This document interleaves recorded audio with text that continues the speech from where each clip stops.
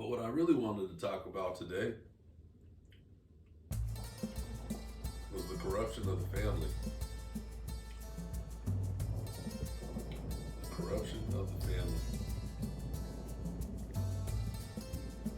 And Putin, he's really strong on family values. And it seems that family values in the modern day agenda, it's not seems like it is in direct conflict. It's in direct conflict, and it's in direct conflict purposefully so. And it's an easy argument to make that whoever's going to stand up for a traditional family is actually a bigot and someone who needs to be thrown to the side. Intellectual types, people who go along to get along, people who don't really care much for the truth. And the fact of the matter is without a family, there is no sovereignty. Sovereignty really begins with the family. And my own personal idea on the family is it's a dictatorship. The best ran family is a dictatorship that has been strong for generations, so much so that the children being raised in it would never know it was a dictatorship because they were taught right from wrong from the beginning, and then there's no conflict, not any real serious conflict. Everybody is more or less in agreement with the parameters of a thing, and when someone steps out of line, it doesn't get way too out of hand because everything was handled since way on down the line. And these children being brought up in a family where there are values that don't get way outlandish to bend towards society's wants and needs and perversions.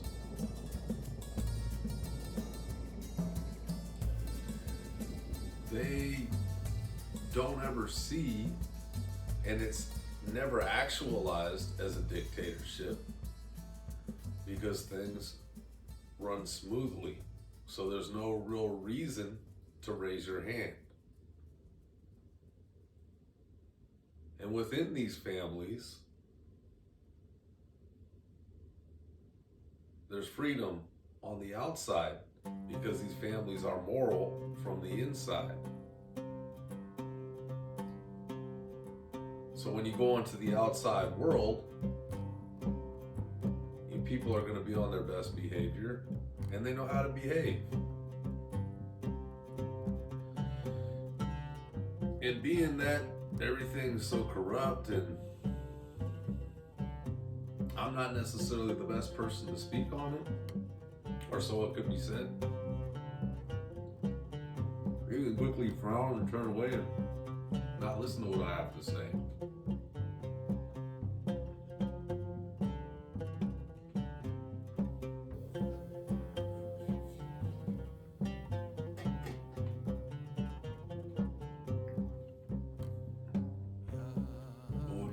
Have all the problems that we have with homelessness and all that, and drug use, if it wasn't for the purposeful intent, perversion of the family. If there wasn't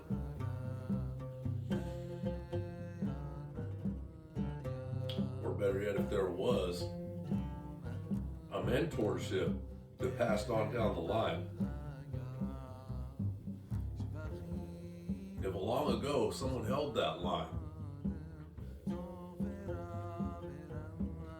what would things be like?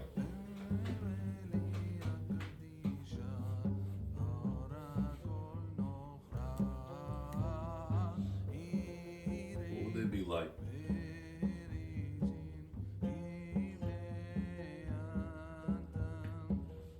Another little philosophical point that I've made to myself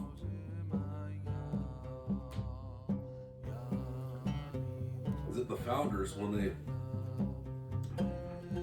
brought this country into being, the few that stood up against the many,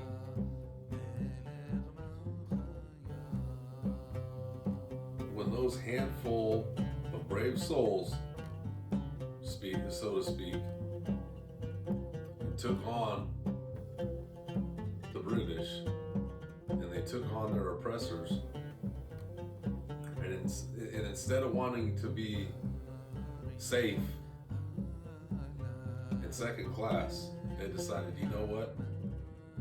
There's more to this life than being safe and second class. If they would have sacrificed and did everything they did, but somehow implement that those loyalists, those sideline sitters, everybody who was a naysayer or who didn't rise to the challenge, everybody from Benedict Arnold to somebody who's just sitting the sideline and everyone in between, and the hardest loyalists that had to move to Canada, and all the time, and the spies and this and that. Somehow, you can't let somebody ride your coattails of freedom. Somehow,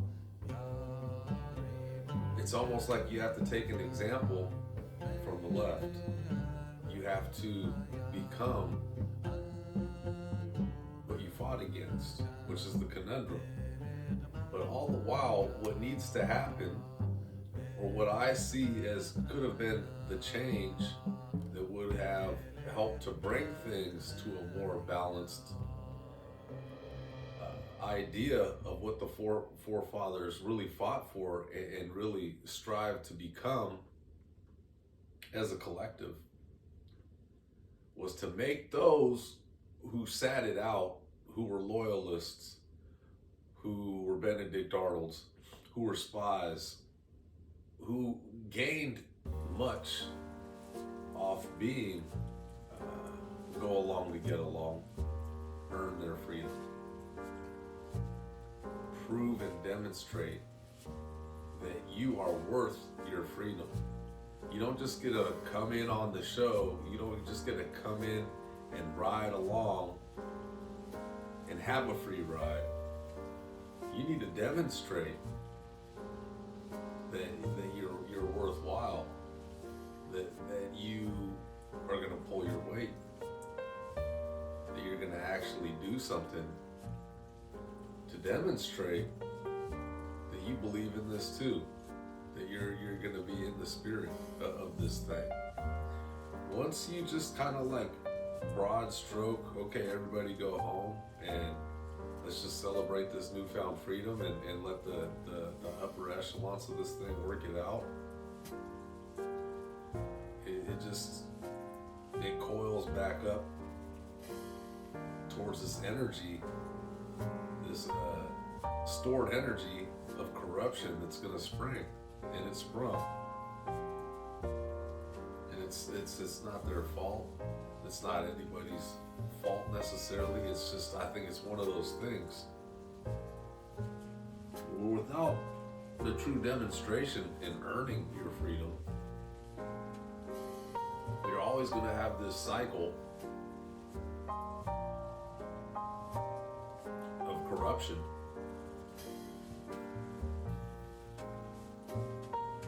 And as part of is more or less part of the human condition, I guess, is that there's no qualms. There's no qualms in being corrupt and believing in corruption. There are many conundrums within trying to be free and let people live free.